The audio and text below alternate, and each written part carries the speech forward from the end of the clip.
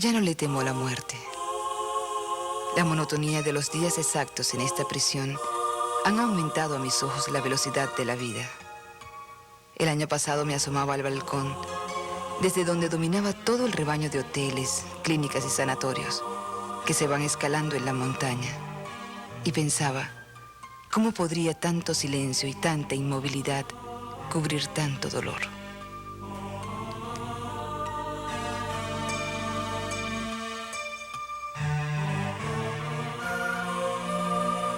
Desde que estoy enferma, de esclava de las nieves, no hago sino pensar en Caracas, con una dulzura infinita. Teresa de la Parra, la tercera de los 6 hijos de Rafael Parra Hernáiz, cónsul de Venezuela en Berlín, y de Isabel Sanojo, nació en París el 5 de octubre de 1889. 2 años más tarde, la familia Parra se traslada a Venezuela para instalarse en la hacienda Tazón, en las cercanías de Caracas. Este amable paisaje, de sembradíos de caña e indolencia criolla, será marco para una infancia mitificada. Piedra Azul, en Memorias de Mama Blanca, es el nombre que Teresa le dará a este espacio privilegiado de la memoria. La época lejana de Piedra Azul, rodeada por una aureola de melancolía, edad de oro, paraíso perdido, se cristalizaba ya en el fondo del pasado.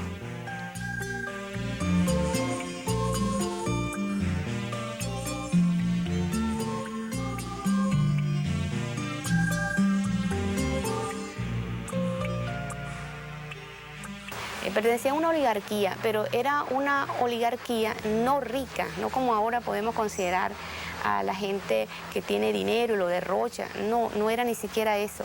Era gente trabajadora, honesta, pero cuya oligarquía se iba referida enseguida era a la clase a la cual pertenecían, que eran los descendientes de los grandes que estuvieron al lado del Libertador. La Venezuela todavía niña de la colonia, que se conserva en este paisaje, completará el cuadro bucólico, donde, como en la ronda infantil, cada cosa ocupa su lugar.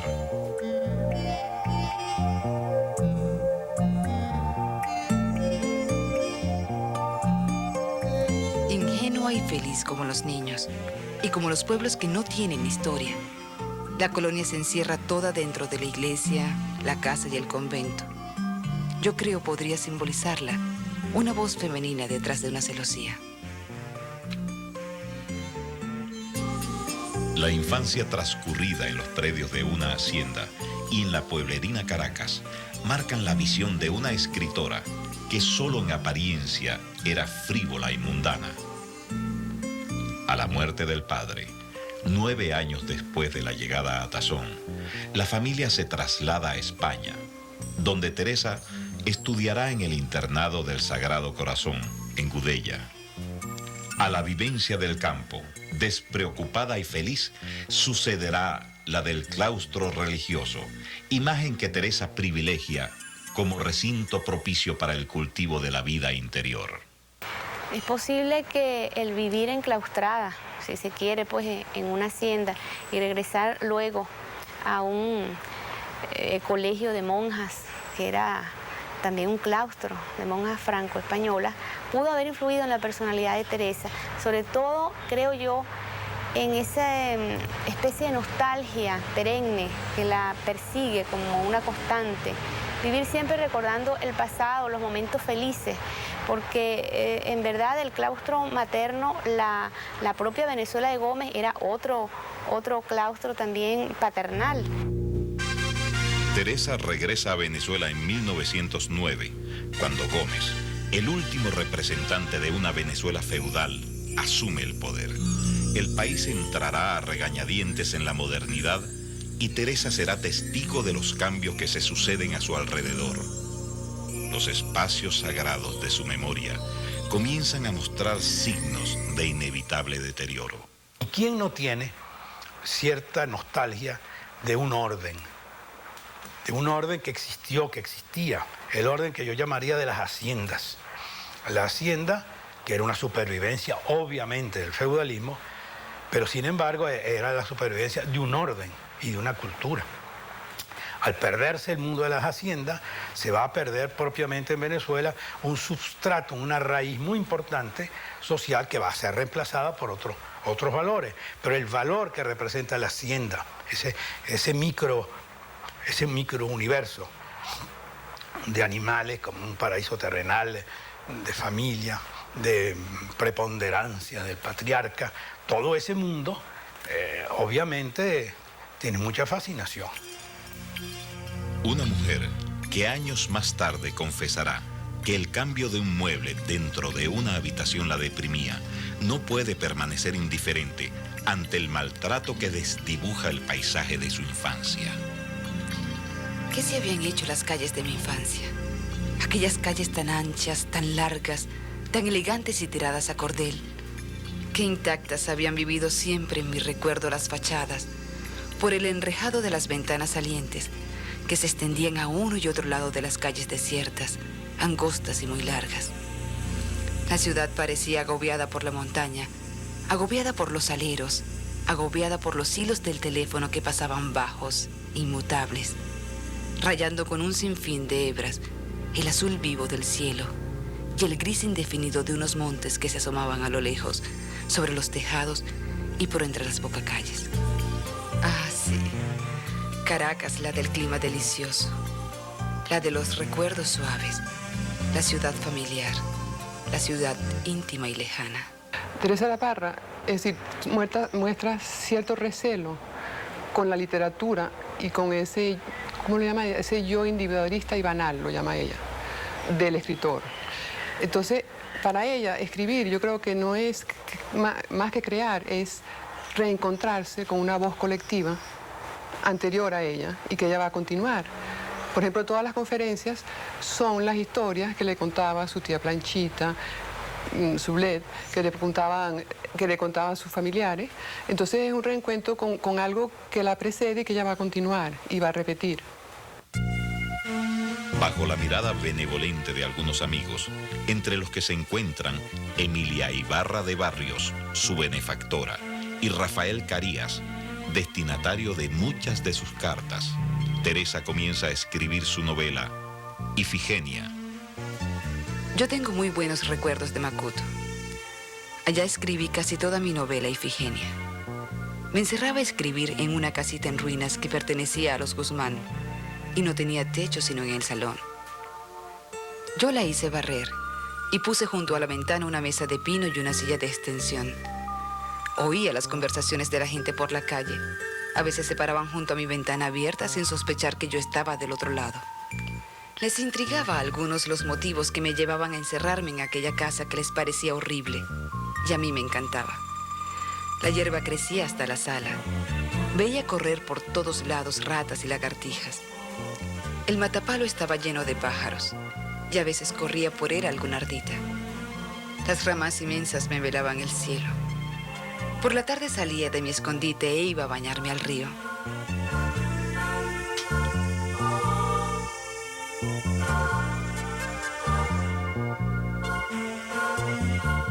En este medio apacible, patriarcalista, regido por una cantidad de normas sociales en ese aspecto muy desfavorables a la mujer, de repente Teresa inaugura una toma de conciencia de la condición femenina. En 1923, con Ifigenia bajo el brazo, Teresa marcha a París, salvo cortas temporadas en Cuba, Panamá, Colombia y Nueva York, vivirá desde entonces en Europa, regresando solo en 2 oportunidades a Venezuela. Teresa tiene 34 años cuando llega a París. Conocerá la fama literaria con la obtención del premio de la casa editora franco-iberoamericana. Contrariamente a lo que se había dicho, que Teresa no tenía vocación literaria, creo que nació con ella. Ella tenía esa que llamamos ahora vocación, pero estaba dentro. El éxito, si bien no la enceguece, le permite moverse con gracia y desparpajo entre los salones literarios y diplomáticos, dancings, casas de moda y lugares de veraneo. El continuo ajetreo mundano la aleja momentáneamente de la lectura y de la escritura. Si en París me he apegado un tanto a la alegre vanidad de los trapos, cada día, sin embargo, me despego más de la vanidad literaria. La encuentro lúgubre, incómoda y llena de responsabilidades. El trata de ser bella y cállate, que decía no sé quién, es actualmente mi regla de conducta. Desgraciadamente es difícil ser bella, pero me desquito con la segunda callándome. Me contaba la Zuluaga, la pintora, que ella le molestaba mucho cuando iba a los clubes y encontraba a Teresa con una libretica, anotando en esa libretica el modo de hablar de ella, porque estaba rescatando la lengua viva que ella no tenía de referencia en España. Estaba anotando todo lo que ellas decían y decía muchas veces, sacaba un aparatico donde tenía el rojo Guerlain ese que usaban en los labios y un espejito que lo utilizaba como espejito retrovisor. Entonces se volvía a marcar, a diseñar la pintura en los labios, pero por el espejito nos observaba, nos miraba y decía que se sentía verdaderamente perseguida por esta mujer novelista que estaba escribiendo la novela frente a ella y de cierta manera las molestaba. En 1924 muere en Caracas su benefactora y amiga, Emilia Ibarra, quien la hace heredera de parte de su fortuna. Ojalá este gran dolor tuviese algún día su primavera y su verano. Entonces viajaría y escribiría en cualquier rincón sonriente y apacible todas estas cosas nuevas que me ha enseñado el sufrimiento. La herencia de Emilia le permitirá a Teresa vivir en Europa el resto de sus días. Mientras el mundo corre bullicioso a su alrededor, la nostalgia por el país recupera en Teresa su espacio. Son los años de escritura y posterior publicación, en 1929, de Memorias de Mama Blanca. Creo que escribe las Memorias de Mama Blanca ya por una razón muy diferente, que es que está enferma. Que ya en toda ella hubo al final una reacción, inclusive ante la enfermedad, que se declara la enfermedad, contra la vida frívola social que ella llevaba, contra ciertas cosas pues de su vida íntima, desencantos, defraudaciones, y creo que con las Memorias de Mama Blanca ella regresa a su infancia, a una infancia pues que ya idealiza la hacienda, el grupo familiar, y escribe eso para reencontrarse ella misma. Si vieras qué evocación tan dulce y penetrante. Sentía hasta el olor. Ese olor de casa de hacienda que ha estado cerrada con cuartos grandotes. Un olor sui generis, acompañado de telas de araña en las vigas y rayos de sol que cruzan el encañado y las ponen a brillar. ¿Recuerdas cómo son los techos de viga y caña amarga, con paredes encaladas de las casonas de hacienda? Es una nostalgia de ese orden fundador, arbitrario, que ella va ahondando, pero sin compararlo con nada. Es decir, ¿por qué? Porque para ella eso es irreductible, el exotismo. En ella lo real maravilloso, por ejemplo, sería inconcebible. Es decir, por lo real maravilloso que es, nosotros somos distintos, esta es nuestra identidad, esto es lo que somos, entonces se muestra eso como un espectáculo.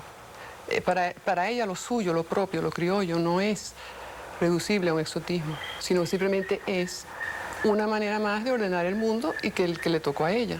Y por eso ella escribe. El exilio voluntario de Teresa le permitirá la distancia suficiente para enfrentarse, a través de la escritura, con los años perdidos de su infancia. En Vevey, a orillas del lago Le Mans, vive, según sus palabras, como una monja.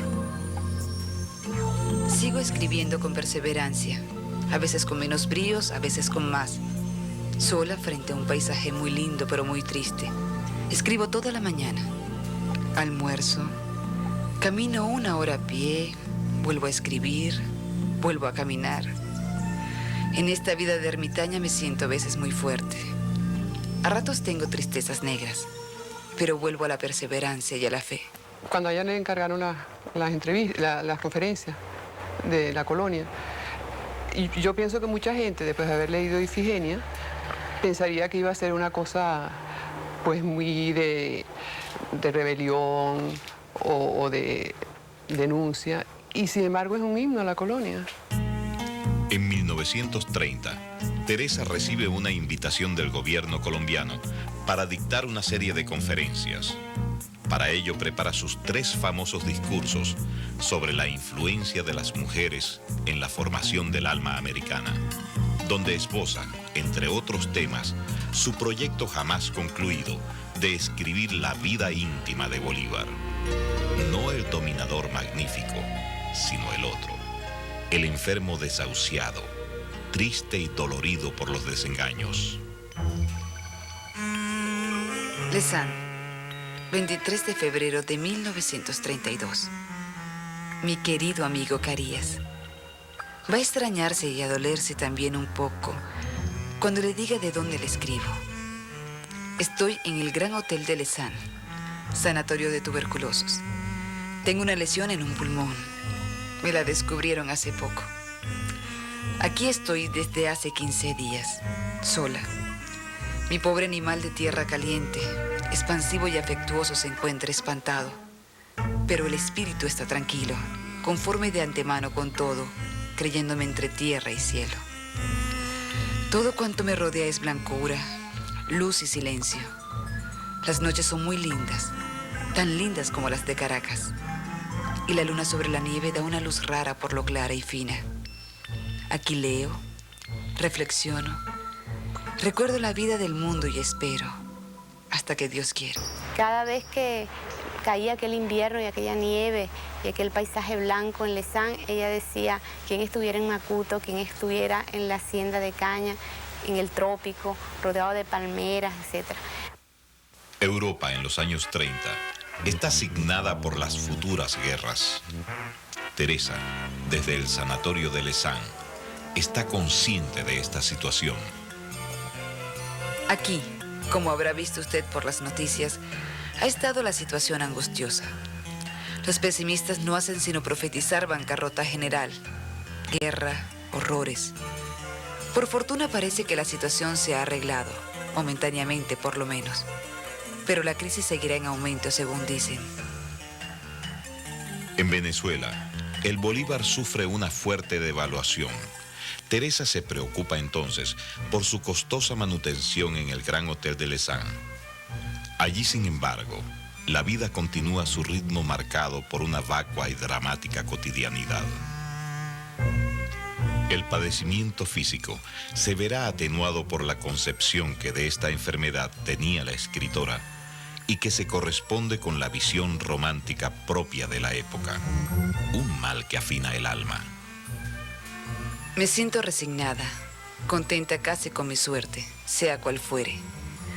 Veo estos meses o años de cura como un camino blanco todo lleno de vida espiritual. Es el estado de gracia. Ojalá no me abandone nunca. El tiempo en Lezán, a fuerza de ser idéntico, no existe. Teresa, concentrada en la lectura, desordenada y sin método, se hará acompañar cada vez con más frecuencia por una memoria ancestral de la ciudad que añora. Sigo en mi vida tranquila, muy encerrada con los muertos de la Caracas de hace 100 años. Qué agradable compañía, y cómo me provoca a veces oírlos, verlos, sin decir nada de ellos, que siempre será inferior a lo que fueron. En este mundo poblado de fantasmas, Teresa renuncia a escribir. Después de los años de ausencia, como salgo apenas, me puse hace algunos días a revisar mi archivo. Recortes de periódico, cartas y retratos. Todo lo que forma para mí un pasado definitivo, en que los años de juventud se confunden con el entusiasmo ya apagado de la creación literaria. En diciembre de 1935, muere en Venezuela el general Gómez. Aunque el gobierno que éste presidía la había ayudado a mantenerse en Europa, Teresa no dejaba de ser crítica a la figura del dictador. Sobre todo Venezuela, después de la independencia, contribuyó a formar el caudillaje, los demagogos y por fin el dominio de la fuerza bruta de los bárbaros. Desde los Monagas y Guzmán, que fueron los primeros, hasta Castro y Gómez. Alrededor de ellos fue creciendo la atmósfera de servilismo, de abyección y de mal gusto que se refleja en todo. Ya para esa fecha, en 1935, Teresa se había trasladado del sanatorio de Lezán al de Fuenfría, en la Sierra del Guadarrama. Las crisis de la enfermedad son cada vez más agudas y frecuentes. Un ataque de bronquitis asmática la obliga a permanecer 48 horas sentada y a mitigar con calmantes el dolor de la enfermedad. En 1936 se muda a Madrid. El ambiente en la capital española es hostil y tenso. Poco después comenzará la guerra civil. Teresa fallece el 23 de abril de ese mismo año. Debemos alojar los recuerdos en nosotros mismos, sin volver nunca a posarlos imprudentes sobre las cosas y seres que han variado con el rodar de la vida. Los recuerdos no cambian, y cambiar es ley de todo lo existente. Si nuestros muertos, los más íntimos, los más adorados, volviesen a nosotros después de muchos años de ausencia, y arrasados los árboles viejos, hallasen en nuestras almas jardines a la inglesa y tapias de mampostería, es decir, otros afectos, otros gustos, otros intereses. Doloridos nos contemplarían un instante y discretos, enjugándose las lágrimas, volverían a acostarse en sus sepulcros.